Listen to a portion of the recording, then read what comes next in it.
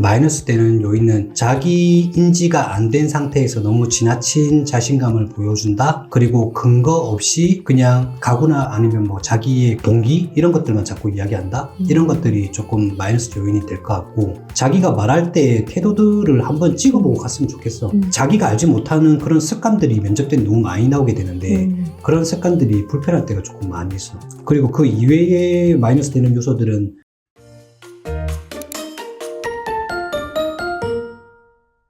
대표님 안녕하세요. 반갑습니다. 오늘 굉장히 귀여운 티셔츠를 입으셨네요. 겨자색. 네, 오늘은 면접에 관련된 이야기를 나눠보고자 합니다. 네. 오늘 좀 제가 또 질문을 또 많이 준비했어요, 대표님. 최대한 짧게 부탁드리겠습니다. 첫 번째 주제는 면접의 기본 개념과 중요성입니다. 면접을 보는 이유가 무엇인가요? 내가 지난달에 겨울 잠바를 샀어. 평소에 옷을 입는 사이즈가 95에서 100 정도를 입는단 말이지. 95니까 타이트하게 맞는 걸 샀어. 근데 큰 거야. 안 입어보니까 그런 거잖아. 면접을 보는 이유는 뭐냐면 그 사람을 안 보고 채용하는 게 어려운 거야. 가능하면 그 사람을 3개월, 6개월 써보고 우리 회사에 잘 맞는지 확인하고 하는 것들이 있으면 좋겠지만 우리도 옷을 몇 개월 입고 나서 마음에 안 들어요 해서 반품할 수 없는 거잖아. 그런 것처럼 최소한의 조치라는 거지. 그걸 확인하기 위한. 그 사람이 그 따뜻한지 아니면 재질은 어떤지 그런 걸 촉감으로 느껴보기 위해서 우리 옷 살 때랑 비슷한 거지. 근데 서류만 가지고 만약에 면접까지 합격을 했다. 서류를 보냈는데 바로 최종 합격을 시켰다. 그러면 그 이상하지 않아? 그냥 면접에서 실제 모습을 확인한다는 거야. 그런 관점에서 면접이 중요한 거지. 그럼 면접에서 가장 중요하게 평가하는 요소는 무엇인가요? 이거는 반대로 물어봐야 될 게 딱 한 가지가 있는데 왜 채용을 하냐라는 부분이지. 기업 입장에서 볼 때 기존에 있던 사람이 나갔어. 그러면 기존에 있던 사람과 똑같은 사람이 돌아도 되겠지. 그런데 사람 욕심이란 게 끝이 없잖아. 기존 사람들보다 조금이라도 더 나은 사람을 뽑고 싶어 하겠지. 만약에 기존 사람이 약간 넘사벽이었다? 그러면은 최소한의 그 정도의 능력을 보여줄 수 있는 사람을 구하려고 노력을 하겠지. 그리고 또 하나 생각해보면 그 기업에서 신입을 뽑아. 그럼 신입을 뽑는다라는 것. 이 사람이 우리 회사에 빨리 적응하고 성장 가능성이 높은지를 파악하기 위해서 하는 거잖아. 아니면은 신설사업부가 생겼어. 그러면 그 일을 바로 할 수 있는 사람을 뽑는 거잖아. 그런 식으로 뽑는 관점에서 왜 뽑는지를 파악을 해야 무엇을 평가받을지를 알 수 있다는 거지. 그래서 면접에서 평가받는다고 하는 것은 신입이라고 한다면은 현재 보유된 능력이 남들보다 조금 더 뛰어난지와 성장 가능성을 보는 거고, 경력직 같은 경우에는 이전 회사에서도 성과를 만들었니? 우리 회사도 해줄 수 있니? 이런 관점으로 접근이 되는 거지. 그래서 성장 가능성, 성과, 큰 틀에서 이 두 가지로 보면 될 것 같다. 그럼 기업이 원하는 인재상이 면접에서 실제 평가에 어떤 영향을 미치나요? 이게 우리가 면접을 볼 때 팀장급이 볼 때는 이제 1차 면접, 그리고 뭐 부장급 이상 볼 때는 이제 2차 임원 면접 이렇게 이야기를 하잖아. 근데 평가를 보는 사람들이 자기 마음에 들어서 뽑았어. 근데 팀장님이 자기 마음에 들어서 뽑았는데 팀장님이 나갔네? 그 뽑힌 사람은 팀장님이랑은 잘 맞았지만 팀장을 제외한 모두가 안 맞는 거야. 그래서 자기한테 맞는 사람을 뽑는 게 아니라 우리 회사에 맞는 사람을 뽑으라는 거야. 팀장도 나갈 수 있는 거고 부장도 나갈 수 있는 거잖아.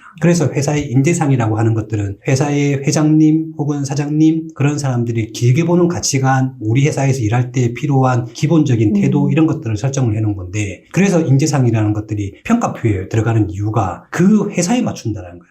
그 사람에 맞춘다가 아니라. 그렇기 때문에 인재상이 중요한 요소로 작용하는 거지. 인재상은 좀 긴 시간 동안 바뀌어. 요즘엔 조금 빨리 바뀔 수도 있겠다. 그 기술의 혁신, 변화 이런 것들이 멀미할 정도잖아. 그런 인재상도 많이 바뀔 것 같아. 다음은 면접 유형입니다.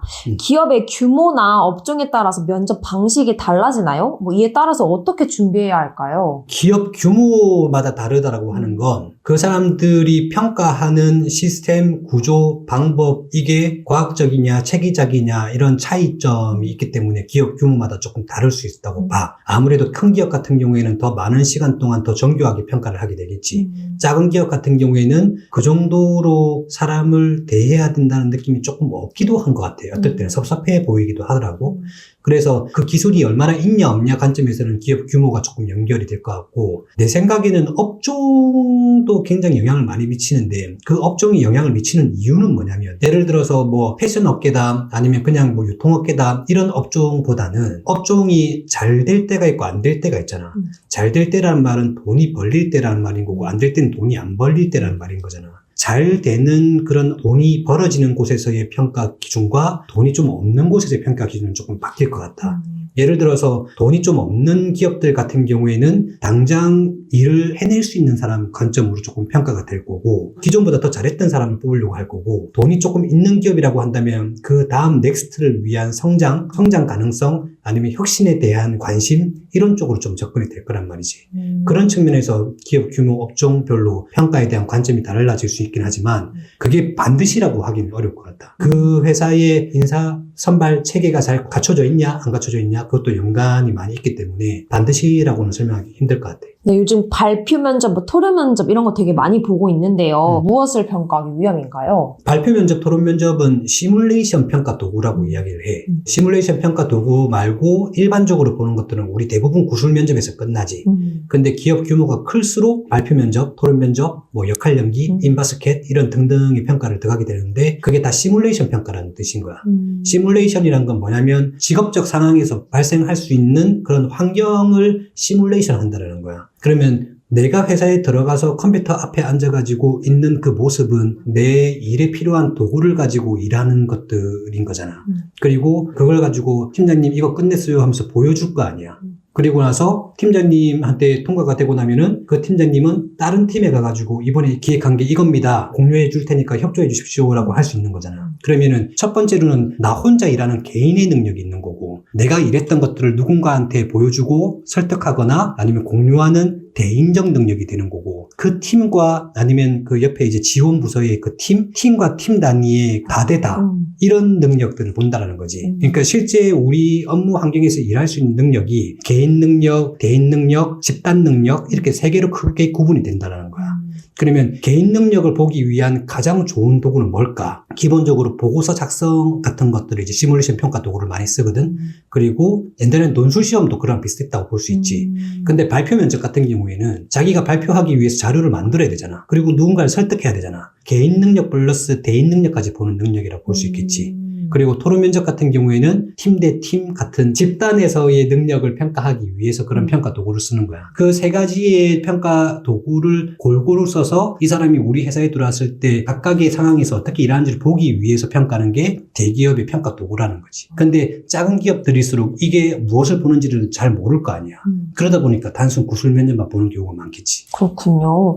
2차 면접에서는 주로 인성 면접으로 진행된다고 하는데요. 여기서 면접관이 가장 중요하게 평가하는 요소는 무엇일까요? 2차 면접 같은 경우에는 우리랑 같이 일하는데 실무적인 그런 뭐 감각이라든지 지식이라든지 기술 베이스가 문제가 없다고 판단하고 넘기는 거야.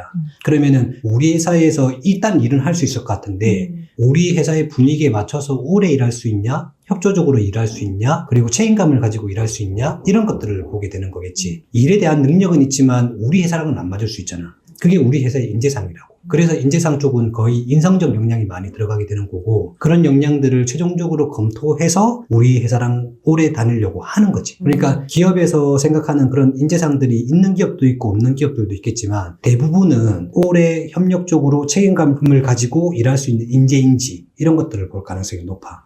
암만 역량이 많아지고 필요한 역량들이 넓어지고 그렇다 하더라도 책임감이라든지 성실성이라든지 협력적 태도라든지 이런 것들은 변하지가 않지. 왜냐면은 그 속에 들어가는 거잖아. 그런 거라 생각하면 돼. 다음 주제 질문 드릴게요. 면접에서 자주 나오는 질문의 유형들인데요.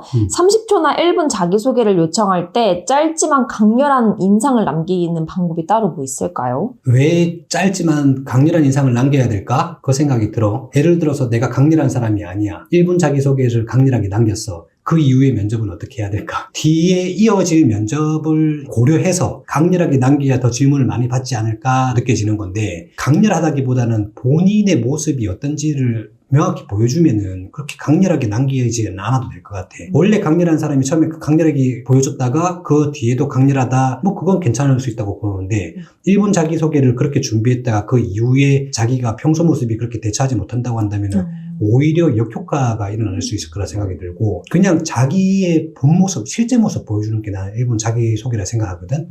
그리고 일본 자기소개를 어떻게 할 거냐에 대한 질문은 우리 그 영상 중에 일본 자기소개 작성하는 거 있잖아. 그거 보면 될 것 같아. 다음 질문 드릴게요. 지원 동기를 물었을 때 올바른 답변 방법이 있을까요? 지원 동기는 결국에는 그 회사에 대한 관심과 애정, 칭찬 그걸로 종결해도 될 것 같아. 그 회사에 대해서 이제 알아보게 될 거잖아. 그 면접까지 보통 간다 하거나 아니면 서류 입사 지원할 때 그런 걸 보게 됐을 때 뭔가 하나라도 마음에 들었을 거 아니야. 그런 강점을 한번 재확인하는 측면에서 지금 내가 지원 회사가 이런 측면에서 너무 좋았고 다른 회사와는 이러한 차별점이 있더라. 그래서 이 두 군데 다 지원했지만 채용이 된다고 한다면 난 여기다가 확정을 하고 싶다. 이런 말이 필요한 거지. 우리가 지원 동기라는 것들은 우연치 않게 기사의 공고를 보고 채용하는 경우가 많잖아. 그러니까 물론 대기업을 1년씩, 2년씩 노리고 준비하는 사람들이 있긴 있어. 근데 그게 너무 리스크가 큰 거지.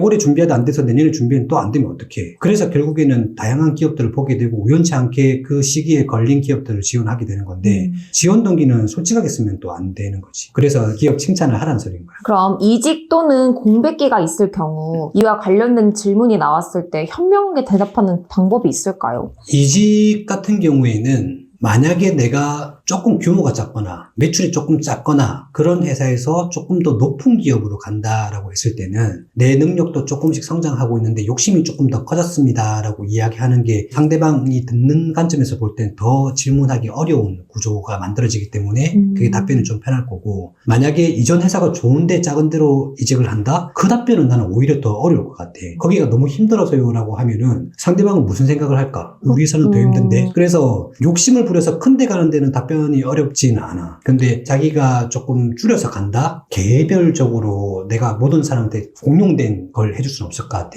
그 자기가 그런 결정을 했던 사례 중에 심리적으로 불편하지 않는 사례를 해야 되는데 이거는 케바케야. 이거는 내가 개별 사항을 듣지 않고는 답변해주기 어려울 것 같아. 그리고 공백기 같은 경우에는 같은 분야에서 뭔가 노력을 해왔느냐 그리고 공백기가 너무 길어가지고 예전에 했던 일에 대한 능력이나 지식 기술이 이런 것들이 감가상각되지 않았냐 이런 것들을 확인하기 위함이거든. 그러면 공백기라 하더라도 자기 능력을 키우기 위해서 준비했던 시간이 있다고 한다면 답변하는 게 어렵지는 않겠지.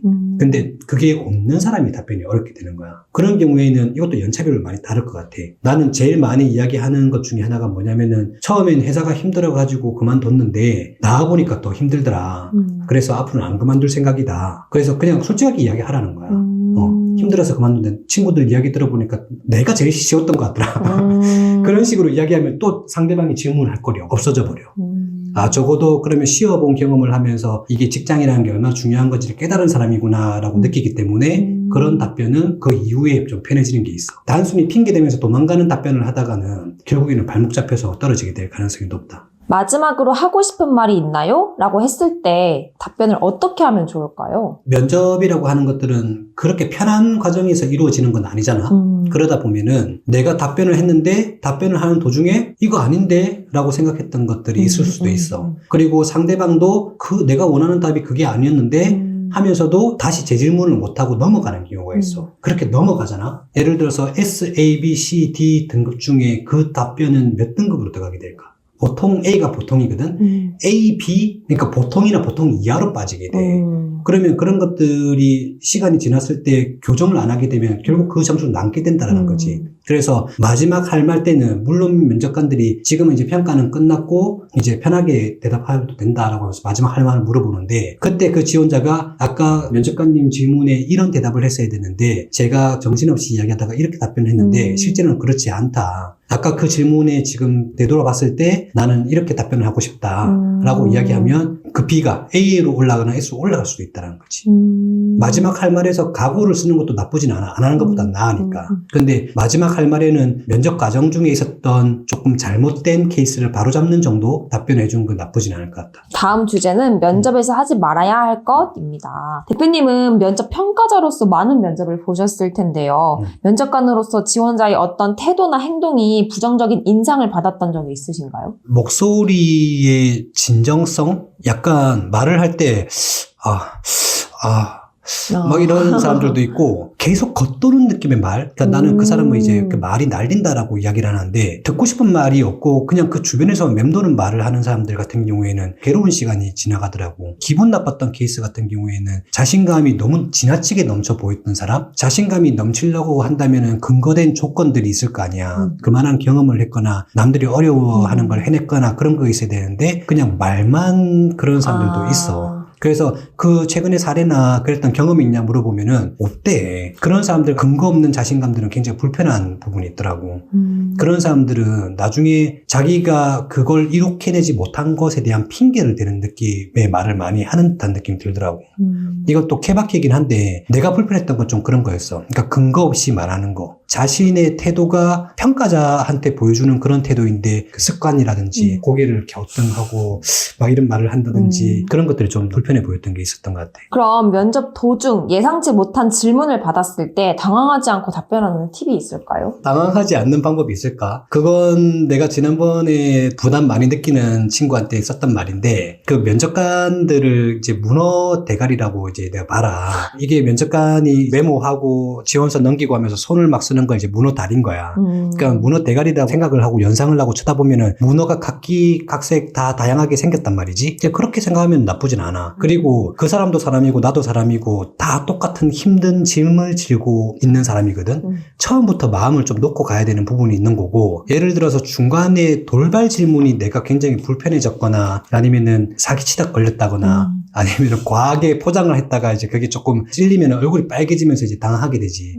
그러면 제가 아까 너무 과하게 좀 포장이 됐던 것 같고 지금 이 말을 들으니까 갑자기 뭐 난처합니다. 그런 식으로 그렇게 편하게 넘어가도 될 것 같아. 그러니까 그 기분에 대해서 먼저 이야기를 하는 동안 내 머리를 굴릴 시간을 좀 벌고 굉장히 당황스러운 질문입니다. 잠시만요 이러면서 대부분의 면접 잘 보는 사람들이 그렇게 하더라고. 잠시 시간을 주십시오라고 이제 정중하게 부탁하는 사람도 있고 그럼 1, 2초 내에 정리를 하고 답변하는 거. 당황은 나도 당황하는데 그걸 어떻게 당황을 안 하겠어. 그 외에 면접에서 마이너스 되는 실수가 뭐 이렇게 있을까요? 마이너스 되는 요인은 자기 인지가 안 된 상태에서 너무 지나친 자신감을 보여준다. 그리고 근거 없이 그냥 가구나 아니면 뭐 자기의 동기 이런 것들만 자꾸 이야기한다. 이런 것들이 조금 마이너스 요인이 될 것 같고 자기가 말할 때 태도들을 한번 찍어보고 갔으면 좋겠어. 자기가 알지 못하는 그런 습관들이 면접 때 너무 많이 나오게 되는데 그런 습관들이 불편할 때가 조금 많이 있어. 그리고 그 이외에 마이너스 되는 요소들은 겸손하지 않은 거. 그러니까 지나친 자신감이지. 몰라 나 그렇게 마이너스 주지 않아. 잘하는 사람만 좋은 평가를 주지 그런 특별한 태도 가지고 마이너스 주지는 않는 편이긴 해. 옛날에는 그 암행 평가 많이 했었다. 면접에서 보여주는 한 20분 30분 내에는 자기의 최고의 모습을 보여주기 때문에 중간에 대기하는 시간들 있잖아. 그럼 대기하는 시간에 이 사람들이 평소에는 어떤 모습을 보이는지 중간에 쉬는 시간을 많이 줘. 그러면 뭐 담배도 피러 가고 음료수도 사 먹고 막 그럴 거 아니야. 그때 그런 행동들을 평가하는 경우도 있었어. 다음 주제는 AI를 면접에서 이용하기입니다. 요즘 많은 프로그램들이 엄청 많이 나왔는데요. 챗 GPT 같은 AI를 이용해서 면접을 대비하는 방법이 있을까요? 우리가 자기소개서를 일단 썼을 거 아니야? 자기소개서를 바탕으로 자기소개서에서 비판적으로 면접관이 질문한다면 어떤 것들을 질문할 수 있을까라고 하면 주룩 나와. 그럼 거기에 답변할 수 있는 정도로 준비를 해가면 돼. GPT 같은 경우에는 그 결제된 GPT, 자기의 이력서와 지원한 채용 공고, 담당 업무, 그걸 이제 대비해가지고 같이 넣어가지고 내 현재의 이력서가 이건데 거기에 있는 평가자들이 내 이력서나 자기소개서를 보고 어떤 질문을 할 수 있을까라고 정리해 나가면 바로 나올 거야. 왜냐면은 우리 회사에서 요구하는 담당 업무가 있고 담당 업무에 필요한 지식이나 기술이 있단 말이지. 그러면 그 지원자는 그러한 지식이나 기술을 유사한 것들을 적어놨을 거 아니야. 그러면은 맞는 부분도 있고 안 맞는 부분도 있겠지. 맞다라고 한다면은 어떤 경험이 있는지 어떤 성과를 냈는지 물어볼 거고 안 맞는다고 한다면은 이 부분에 대해서는 조금 약한 부분이 있는 것 같은데 어떻게 자기 개발하고 준비할 수 있을 것인지 이런 것들을 질문하게 되겠지.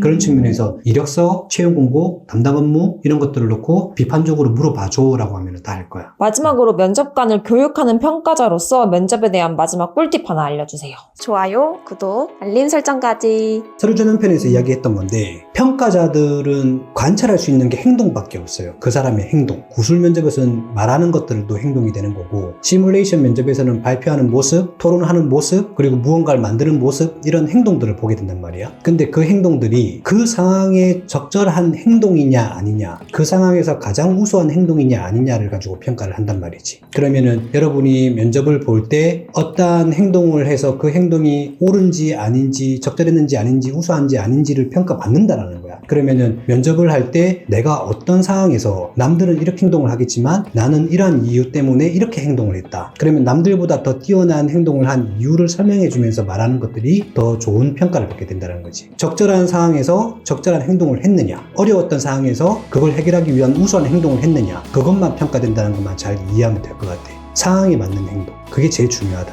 이상입니다. 다음에 또 봐요. 안녕.